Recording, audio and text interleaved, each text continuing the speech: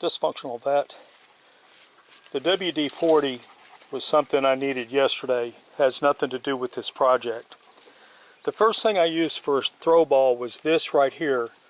I tangled the string into the cuts, and then I wrapped it with black tape right here, put the rope in the tree, and my string broke. The next thing that I did was I used a slingshot with a weight, fishing weight, very small, about 3/4 of an inch long. I have no idea what the weight of the sinker is. And when you shoot, your string needs to go over the front of this. Needs to go over the front of this, and that way, as the projectile travels out, then the string doesn't hang up on anything. And I used very bright green string. Once I had the string up on a branch, then I went back to my throw ball string, which is 1/8 inch diameter round bale or square bale string, and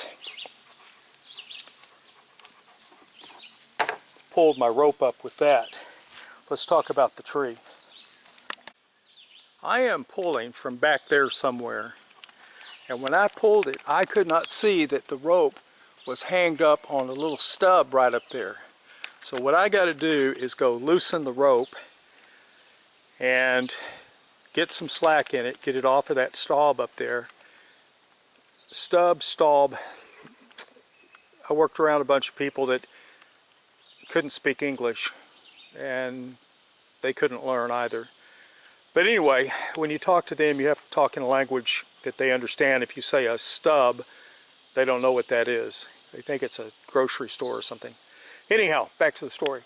I've got to go loosen that rope, get that off of that, and then retension it, and then try to get this dead tree down. Notice how it's hanged up in there?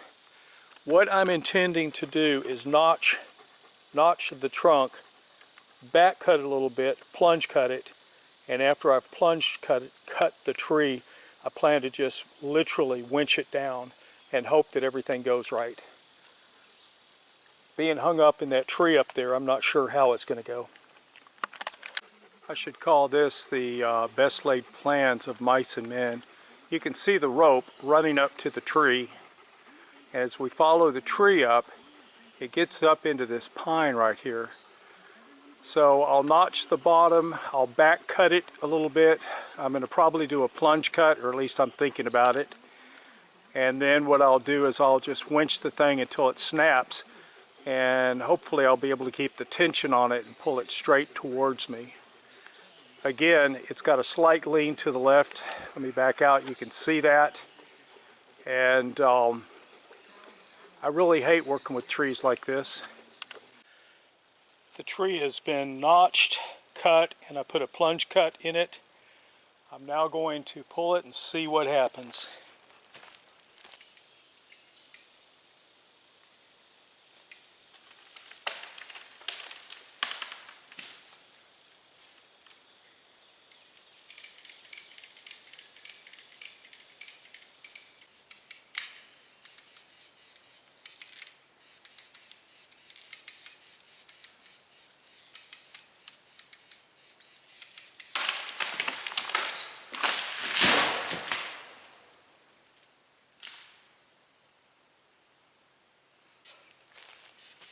That was very cool.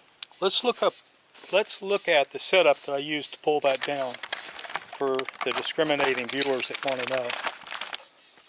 Chain on a tree. Chain extends out.